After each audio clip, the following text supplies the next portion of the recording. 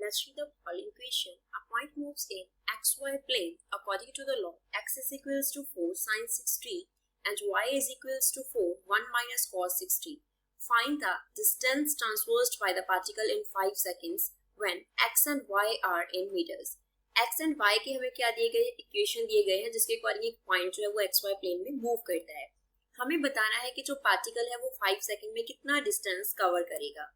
So first of all we will talk about the key concept used in the question. इस question में क्या की concept use हो रहा है, हमें क्या फाइंड आउट करना है. Distance traversed by the particle. So the formula for distance we will use will be velocity into time. क्या फॉर्मूला हम यूज करेंगे, वेलोसिटी एंड टाइम का जो प्रोडक्ट होता है that is known as distance. Time हमें दिया गया है 5 सेकंड. सो बेसिकली हमें क्या निकालना है, वेलोसिटी निकालना है. वेलोसिटी निकाल के टाइम के साथ हम प्रोडक्ट कर देंगे. तो वेलोसिटी कैसे निकालेंगे, वेलोसिटी एंड हमारे पास कोऑर्डिनेट्स का जो रिलेशन है वो क्या होता है, velocity v is equals to dx upon dt. अब यहाँ पे x है तो वेलोसिटी किस डायरेक्शन में होगी, x डायरेक्शन में होगी. एंड अगर हमें y डायरेक्शन में वेलोसिटी निकालना है तो वो क्या होगा, derivative of y coordinate with respect to time. तो पहले x कोऑर्डिनेट हमें क्या दिया है, it is equals to 4 sin 6t. तो डेरिवेटिव कर देंगे, vx आ जाएगा. vx will be equals to time derivative of x coordinate that is 4 sin 6t. अब 4 क्या है, कांस्टेंट है तो वो डेरिवेटिव से बाहर आ जाएगा. तो vx किसके इक्वल आ जाएगा, 4 एज इट इज आ गया. डेरिवेटिव किस टर्म का हो जाएगा, sin 6t का. Derivative of sin 6t.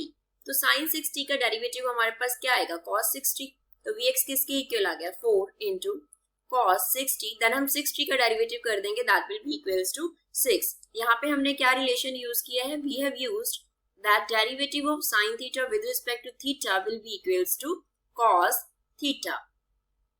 तो ये हमारे पास vx का वैल्यू आ गया और we can write vx is equals to 24 cos 6t.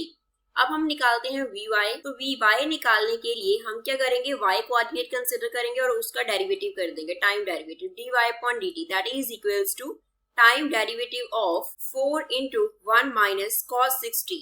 1 minus cos 6t. Again 4 क्या है, कांस्टेंट है तो बाहर आ जाएगा. vy इक्वल आ गया 4 into time derivative of the term 1 minus cos 6t. अब 1 का डेरिवेटिव क्या होता है, 0, क्योंकि it is a constant term तो इसका डेरिवेटिव तो 0 हो गया. So we can write vy is equals to -4 into time derivative of cos 6t. Again cos 6t का अगर हमें डेरिवेटिव करना है तो यहाँ पे हम रिलेशन यूज करेंगे, the derivative of cos theta with respect to theta will be equals to negative of sin theta. तो यहाँ पे फिल कर देंगे. तो vy किसके इक्वल आ गया, -4 cos 6t का derivative with respect to time will be minus sin 6t और 6t का डेरिवेटिव क्या देगा, 6 देगा. तो यहाँ से vy हमारे पास आ गया 24 into sin 6t. Consider to question number 1 and consider to question number 2. अब हमें निकालना है ओवरऑल वेलोसिटी. तो वेलोसिटी को हम कैसे निकालेंगे, we will use the relation that v is equals to square root of vx square plus vy square.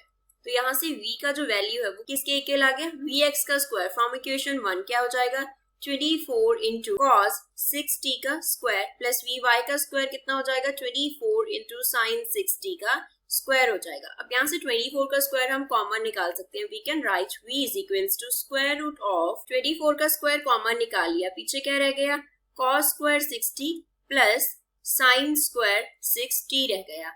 अब यहाँ पे हम देख सकते हैं क्या फॉर्मूला बन सकता है हमारे पास, that sin square theta plus cos square theta किसके इक्वल होगा, 1 के इक्वल होगा.